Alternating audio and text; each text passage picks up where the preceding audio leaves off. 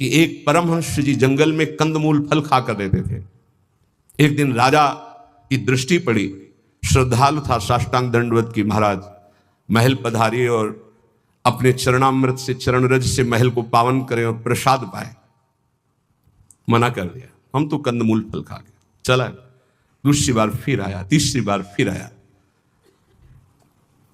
मन में आया चलते, ठीक है।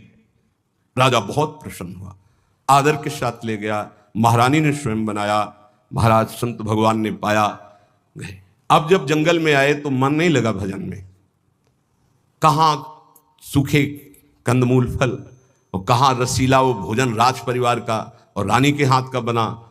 अब तो अच्छा दृश्य देखने की इच्छा नहीं होती हो, गुलरी पाकर यही फल जंगली। बस अब ये इंतजार था कि राजा आ जाए और निमंत्रण दे दे। अन्न का प्रभाव, राजा आया, संकल्प ऋषि का, महाराज वो पहले बार में हाँ हाँ वो तो आप बड़े भगत हो, एक बार जाके हमने देख लिया, बड़ी श्रद्धा है। दोबारा गए तो प्रसाद बना रही थी रानी, तो दृष्टि गई हार पे, हार श्रृंगार उसमें रखा हुआ था, पेटी से खुल अपनी झोली में डाल लिया, बैठ गए, प्रसाद पाया, चले आए, झोली टांग दी।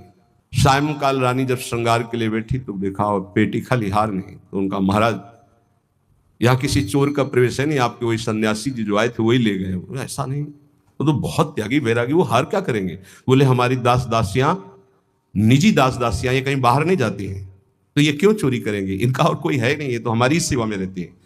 राजा को भी पक्का प्रमाण लगा कि संत, पर उन्होंने कहा नहीं, हमारे संतों की अवहेलना होगी, आप ये शब्द मत उच्चारण करो, मैं दूसरा बनवा देता हूं।